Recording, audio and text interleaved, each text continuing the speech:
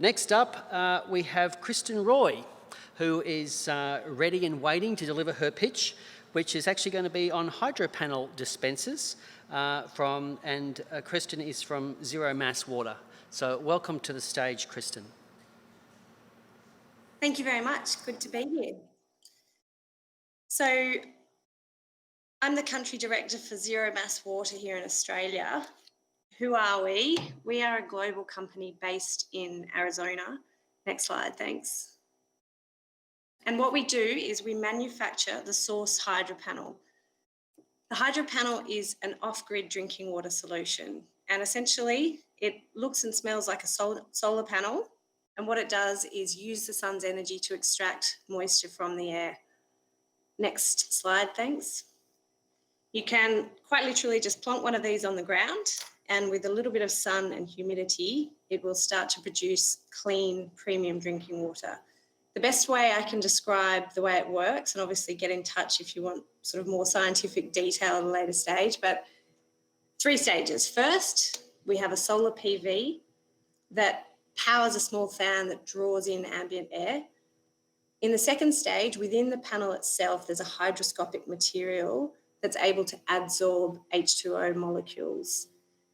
Third stage is a solar thermal component that essentially creates heat to liquefy these H2O molecules.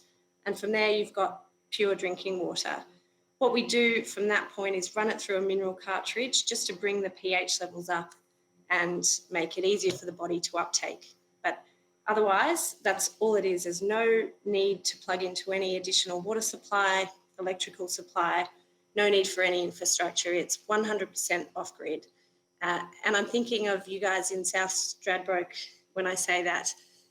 Next panel, thanks. So just a really quick slide here on the solar and humidity requirements for optimal performance. Essentially anything above 9.5% RH and a little bit of sunlight, and these panels will perform. So we've tested them at locations around the country, more than 60 locations at this point across different climates and geographies. And Australia is one of our best performing countries. Next slide, thank you. Just a quick note, each panel is equipped with a modem that connects it to our network operations centre back in the States. So we have 24/7 visibility over how the panels are performing and whether there are any issues with the performance. And users can also access an app that's able to tell them exactly how much is produced and how much is dispensed from each panel. Next slide, thank you. I've said we operate across 40 countries at the moment with the help of a number of partners, but Australia really is a key market for us for the reasons that I will go through in just 1 second. Next slide, thanks. These are our partners here in Australia. We've worked with a number of private clients as well as local government, state government and federal agencies. There's a few names in there that you can have a look at, but I'll list out some of our major projects a little bit later. Next slide, thanks. Just a quick note on what they actually look like in situ. So you can put these things on your home. So a couple of panels will service a normal sized family. You can put them on the roof or next to the house, and we plumb them into your tap system so that it comes straight out of your kitchen. Schools are a great application for the panels. We've got these hydro panels in schools all around the country. You put them in the courtyard and we have dispensers just like a bubbler in any normal school, or an inbuilt wall dispenser, and the kids can, and students and staff can drink the water directly. Same goes for public spaces. But more significantly, we also build out large-scale arrays. So much like you've seen a solar farm, we build out these arrays up to 4,000 panels in a central location, and we can mass dispense millions of litres each year for community drinking water needs. And that's the most impactful application that we have here in Australia. Next slide, thank you. The key markets that we have here in Australia are remote communities that don't have access to centralised water infrastructure and are often reliant, as all of you would know, on suboptimal quality water. What we see in these areas is people heavily reliant on bottled water. So we're trying to offset that plastic waste And in certain communities, we see people heading for the Coke instead of the water because it's actually a cheaper option. There's a lack of trust in some of the water providers in some of these areas that we've seen. And so what we're trying to bring is that transparency so that people can see exactly where their water is made and it's perfect quality. Farming communities, again, where households are either off that central grid or they may have access to main supply. But as we all know, in seasonal periods of drought or dry, that water supply runs out. And then the emergency water, the cost of that is borne out by individuals as well as local and state government. So we can come in and provide that resilience of supply and supplement the mains supply in times of need and then over the long term as well.